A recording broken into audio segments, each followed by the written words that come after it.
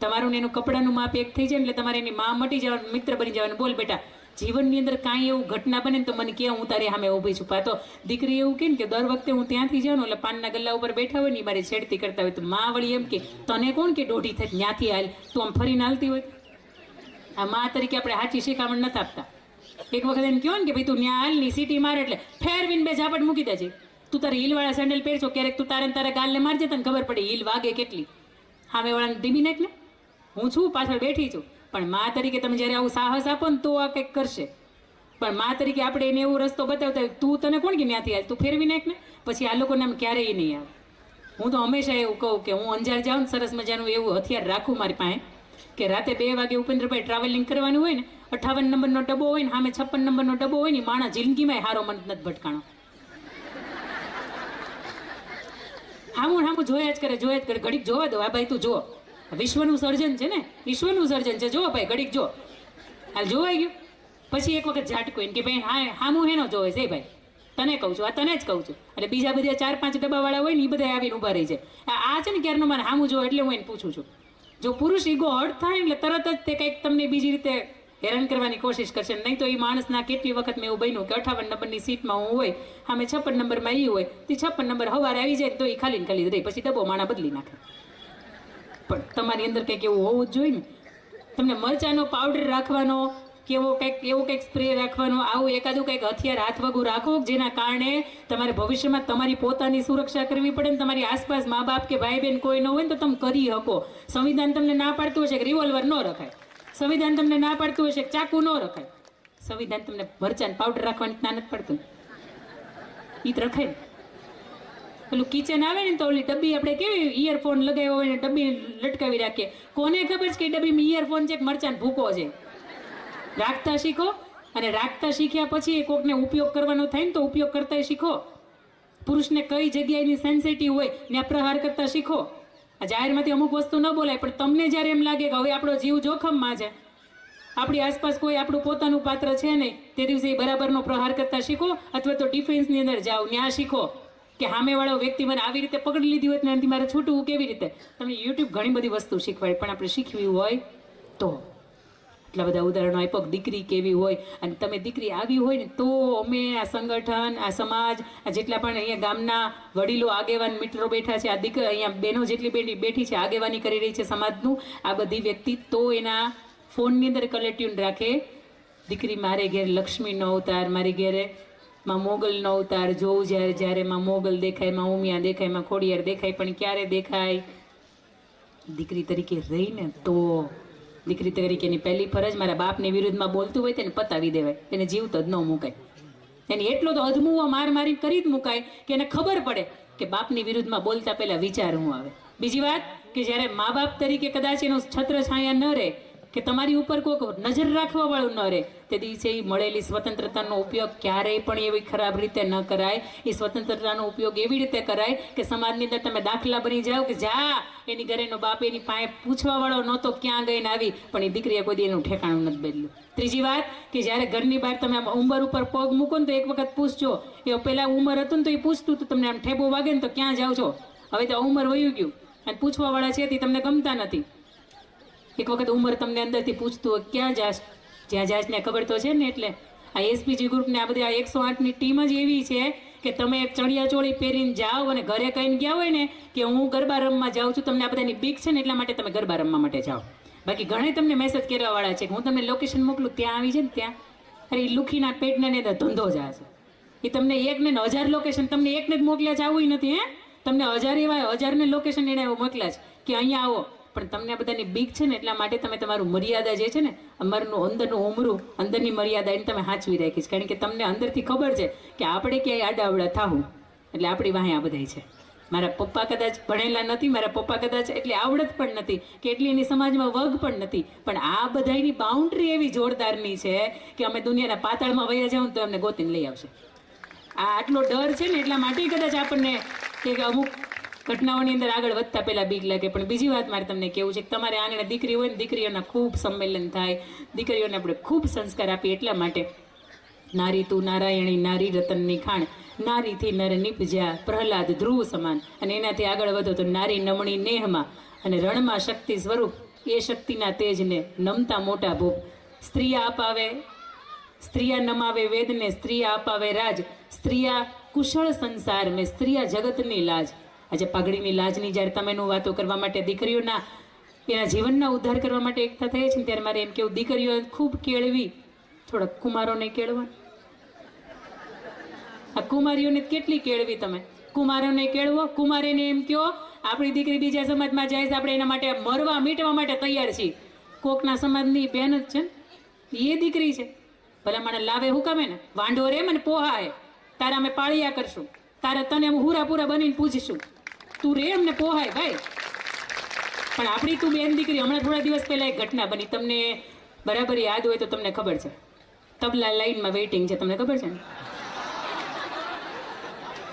હા, એને હું વાત કરી ખબર છે? એ જગ્યાએ મારી બેન હોત ને તો હું સ્વીકારું નહીં. તમે તમારી બેનને નથી સ્વીકારતા, તમે ગામની બેનને હું કમેન્ટ સ્વીકારો છો ભાઈ? તમને ખબર છે એ તો હીરો છે, હીરો. આપણે લોખંડ છીએ, એ તો હીરો છે ને. હીરો આવતો હોય ભાઈ કોઈ મૂકે, મફતનો હીરો આવતો હોય કોઈ મૂકે, પણ હીરાને જ ખબર છે ને લોખંડ છે ને, એની યાર વરાય નહીં એમ. પણ આ ઘટના તમારી મારી આસપાસ રોજ બને છે. એને નહીં હોય કોઈની બીક, એને નહીં હોય આબરૂની ઇજ્જત, એને નહીં હોય સમાજની બીક, એને નહીં હોય ભવિષ્યની ચિંતા.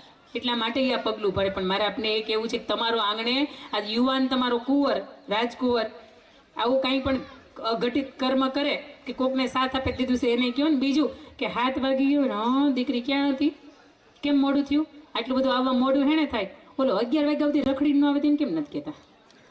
એને કહો ને ભાઈ 11 વાગ્યા હેનાથી ઘર હેણે ન અવાય, 9 વાગે ઘર ભેગો. અને ઘણા હજી આજે આપણે પાટીદાર સમાજની અંદર ઘર છે કે 9 વાગે ને દરવાજા બંધ થઈ જાય, અને ગમે ત્યાં રખડવું હોય ને તો આવવું જ પડે. બીજું કે દીકરીઓની વ્યસન બાબતમાં કોઈ દિવસ કંઈ કહેવાનું ન હોય, કોઈ ચિંતા નથી આપણને. જાઓ મુંબઈની અંદર સિગારેટ ફૂંકતું જાહેરમાં એને બાપની સામે ફૂંકતી હોય તો બાપને આનંદ પાડી શકતો. આપણામાંથી ચિંતા જ નથી. પાણીપુરી ભાવે તોય ઘણાને વ્યસન જેવા લાગે. અરે હારું ભાઈ, કોકની કમાણીની રોજગારી હાલે, તમને એનાથી એટલું બધું શરીરને નથી નડતું. અને આ ઓલા અંધારિયા ખૂણામાં જઈને પિસ્તોલું સિગારેટ ફૂંકતા હોય. અમારે સુરત તો ગાંજાનું ઘર થઈ ગયું છે, બોલો, ડ્રગ્સના ઘર થઈ ગયા છે. એ છોકરાને એમ થાય કે એનું વડાપાવ મને બહુ ભાવે, એટલે વડાપાવ ખાવ નહીં તો હક ન થાય. પણ પછી ખબર પડે કે વડાપાવ વાળો છે ને ઘર ચા શું કહેવાય, મને નામે નથી આવડતો, ચરસ ને ગાંજો, એની હેરાફેરી કરતો હતો ને, વડાપાવની અંદર જરીક જરીક નાખતો હતો, એટલે તમે એના કસ્ટમર તરીકે ત્યાં જાઓ. પછી ખબર પડે બ્લડનું ટેસ્ટિંગ થાય ને ત્યારે, એટલે તારા અંદરથી બ્લડ ટેસ્ટિંગ થયું, તેની અંદરથી ચરસ ને ગાંજો કેમ પકડો, એમાં ડ્રગ્સ કેમ દેખાણું. એ છોકરાની ના ખબર હોય કે મને આદત પાડવાની, ઓલો કેવો વડાપાવ હતો ને એની નહોતી, મને આદત હતી ને આની આદત હતી. સમાજ અત્યારે એ જ ધંધો કરે છે કે તમારું ઉજળું ઘર છે, તમારી ઉજળું પરંપરા છે, તમારું માથું આમ મોચું છે, અને તમે મોભાદાર કુટુંબમાંથી આવો છો, તમારા સંતાનોની ઉપર વાર કરવાનો આ સમાજ કામ કરે છે. કેટલી જ્ઞાતિઓ એવી છે કે પાટીદાર સમાજની દીકરીઓ છે ને એને તમે ટાર્ગેટ કરે. હા, આવી દીકરીઓને તો જિંદગી પથારી ફેરવી નાખું ને તો મને અંદરથી એમ થાય કે હા હું જીવો એમ. આ છે, હા ઘણા છે. પણ મેં તમને બેને વાત કરી, મેં વાત કરી, જાગૃતિબેને વાત કરી હશે, એટલે ભાઈ આવે તમને એને સિંગર ભાઈ વાત કરી ગયા. એક પુરુષ તમને જ્યારે એવું કહેતો હોય ત્યારે મને એમ થાય કે તમારે અંદરથી સમજવું જ પડે ને. એ જાહેરમાં શપથ આપીને નહીં, આ ઉપેન્દ્રભાઈને નાખી સમગ્ર ટીમ છે ને એને કહીને જાજો કે બેને કે તમે અમારા માટે જે કંઈ પણ સમયનું ખર્ચ કર્યો છે, રોકાણ કર્યું છે ને, આ બધાનું અમે વસૂલ છે ને, એટલા માટે અમે તમને પ્રોમિસ આપીને જઈએ કે અમારા જીવનની અંદર આ ઘટના નહીં બને. અને કોકના ઘરમાં બળતી હશે ને તો આપણે શું ખબર છે, બહેનો તરીકે નિયમ છે. તને ખબર છે પેલા છોકરી ભાગી ગઈ, એટલે પણ તને ખબર હતી તેને રોકી એવું કામ ને? તને ખબર જ હતી સવારની 5 વાગ્યાની બસમાં જવાની છે, તને ખબર જ હતી કે ત્યાંથી કોલેજમાંથી અધરોધર વહી જવાની છે. એક મહિલા સંગઠન તરીકે તમારું આ એક કાર્યમાં બને છે કે તમને ખબર છે, એની માને નથી ખબર, એના ફઈબાને નથી ખબર, એને માસીને કે મામીને નથી ખબર, કે એના ભાભીને નથી ખબર, પણ તમને ખબર છે ને. 2 કાન ઉપર મારીને પકડીને લઈ આવવાનું જાય હે ને, અને તમારી નજરની સામે તમને ખબર હોય ને વહી જાય, તો એક સ્ત્રી તરીકે આપણે તે માથું નીચા કર્યા જેવું સમય છે. દીકરી તરીકે તમે હંમેશા બેટા એટલા બધા આબરૂદાર થાજો કે તમારી ઉપર તમારી ઉપર નાના નાના બાળકોને તમે ભણાવતા હોય અને તમે બાળ મંદિર જતા હોય ને, બાળ મંદિરના ટીચર હોય ને તમારી ઉપર આમ ગર્વ ન લે, કારણ કે તમે બાળ મંદિરમાં જતા હોય, ચહેરા યાદ ન હોય, પણ તમે કામ એવા કરજો કે બાળ મંદિરના ટીચર હોય ને એ તમારી ઉપર ગર્વ લઈ શકે કે હા આ દીકરીઓ આવી છે. અને સમાજની વચ્ચે દાખલા દેવે કે હા રાજુભાઈની દીકરી છે ને, એવી દીકરી થા તો હું તને ભણાવું, એવી દીકરી થા તો તને હું સ્વતંત્રતા આપું, અને એવી દીકરી થા ને તો હું સમાજની વચ્ચે કહી શકું મારી દીકરી એક ભૂલ કરી પણ હવે એ જિંદગીમાં બીજી ભૂલ નહીં કરે. ખાસ કરીને દીકરીઓ તરીકે તમે આટલા બધા પાવરફુલ થજો, એટલા બધા આમ ખૂંખાર થજો કે સામેવાળાને એમ થાવજો કે આન પાસે જાઉં તો આપણે બળીને ભસ્મ થઈ જાવ. આવી આવી આગ રાખજો. વાણીની અંદર એટલી તાકાત રાખજો, આ કાંડાની અંદર એટલી તાકાત રાખજો કે જેથી આનો ઉપયોગ કરવો પડે ને તેથી તમે કરી શકો અને જાહેરની અંદર કરી શકો. અને કોઈના બાપથી બીવાનું નથી, કારણ કે આપણી પાછળનો બાપ છે ને એ આખો જગતને જોઈને બેઠો છે. વિશ્વનું સૌથી મોટું ઊંચું સ્ટેચ્યુ કોણ છે? સરદાર વલ્લભભાઈ પટેલ. કેટલા ફૂટની હાઈટ? 597 ફૂટની હાઈટ. બેઠા બેઠા ન્યા જોવે છે કે જગત આખું આવું છે એમ. પણ તમને હેની ચિંતા છે? મને તેમ થાય કે જાગૃતિબેન માય આપણી એટલી ઊંચી. મંદિર બને છે કેટલા? 503 ફૂટ, 502 ફૂટ. જગતની અંદર આટલું ઊંચું મંદિર કોઈનું નથી. કુળદેવીમાં જગત જનની મૌમિયાનું છે. જેની માય આટલી ઊંચી હોય એ જગતને જોતી હોય, જેનો બાપ આટલો ઊંચો હોય એ જગતને જોતો હોય, તો તમારે મારા વિચાર કોઈ દિવસ નબળા ન હોઈ શકે. બીજી વાત, બેન તરીકે તમે કેવા હોય, આ બહુ મહત્વની વાત છે. પરણીને સાસરે જાઓ અને 10 આંગળીઓને આમ કરી આમ થાપા તમે આમ કરી આમ દેવો, ખબર છે? કંકુની અંદર ને પછી આમ તમે આમ લગાવતા જાઓ. એટલા માટે કે ભાઈ કદાચ ભાઈઓ ભાગે જમીનમાં ભાગલા પડે ને તો મારી પાસે તારી એક આંગળીનો અંગૂઠો લેવા માટે ન આવવું પડે. એટલા માટે હું તને 10 આંગળીઓના દેતી જાઉં છું. મેં તો કેટલા એવા ઘર જોયા છે કે ફઈ બા થઈ જાય ને પછી ખબર પડે કે હા આપણા બે ભાઈઓ જુદા થાય એટલે કે મારો ભાગે લાવો, મારો ભાગે લાવો. અલ્યા ભાઈ, તમે બેન તરીકે લાયક નથી આવું કહેવાને. મા બાપ આખી જિંદગી ગઈ ને કે તમારા લગ્નનો કરિયાવર કર્યો ને તમારો ભાગ આવી ગયો એની અંદર. પણ આપણને ખબર છે કે આપણા ભાઈને ત્યાં નબળું છે, એટલે બેન તરીકે આપણે એવું કંઈક લાવો મારું. એટલે મામેરા તમે કેમ વધાવી લ્યો છો? અને મામેરા નહીં, પ્રશ્નો એટલા બધા છે જાગૃતિબેન કે મને એમ થાય કે ભાઈને ખબર છે એ કેવી રીતે મામેરું ભેગું કરીને લેવાની. એમાં અત્યારના સમયમાં લગ્ન આવ્યા તો હોજ વળી જાય ને, હા હોજી જ જાય ને. 1.5 લાખના ભાવની અંદર 2,95,000 અંદર બોલો ચાંદી. પગના હાગલા કરાવે ને તો માંડી વળાય કે હા 15 વર્ષ પછી કરાવાય, પણ આ ભાવની યાર અત્યારે ન કરાવાય. અને આમાંય જ્યારે દેરાણીને ઘરે પ્રસંગ આવતા હોય અને એની અંદર આપણે તે મામેરું આવવાનું હોય અથવા તો આપણે આપણા ભાઈને ઘરે પ્રસંગ હોય, તેથી જ્યારે એ જળ વાહવાની ઓલી વીંટી કરાવવાની હોય ને તેથી શું કહીએ ખબર? 18 કેરેટનું બતાવો, 22 કેરેટનું બતાવો, એકદમ ડેલિકેટ બતાવો, એકદમ ડેલિકેટ. એમ કે મારી ભત્રીજી છે ને કે બહુ વ્યવસ્થિત પહેરતી નથી, પડ્યું જ રહેવાનું છે. અને ત્યાં તમારે 15,000માં પપડી હંકેલ લેવી છે અને તમારે ઘરે જ્યારે પ્રસંગ આવે ભાઈ 1 લાખ સિવાય તો લેશે જ નહીં હો. 51,000 રૂપિયાથી સિવાય તો તારે નાની રકમ મૂકાશે જ નહીં. તેથી હરખથી એમ કહ્યું ને કે 1,000 રૂપિયા લઈને, ચાંદલો લઈને, ચોખા લઈને આમ વધામણા કરીને બાકીને પાછા આપી દે. પણ આપણાથી થાય જ નહીં ભાઈ. તો 56ની છાતી હોય એનું મહાનતાનું કામ છે. 51,000 રૂપિયા આવ્યા હોય ને આપણે મફતના પાછા દઈ દઈએ કે તમારી ઘરે તમારા નળનનું મામેરું આવે ને તમને અઘરું લાગે ભાઈ, તમારા ભાભીને તમારું મામેરું અઘરું નહીં લાગતું હોય? બેન તરીકે તમે એવા હોવા જોઈએ કે માવતરની આંગણે આવો ને તો હરખથી તમારું ગામ તો ગર્વ લે, પણ ભાભીને એમ થાય કે હા બેન આવશે ને પછી આપણે આમ જાવું, બેન આવશે ને પછી આમ કરશું.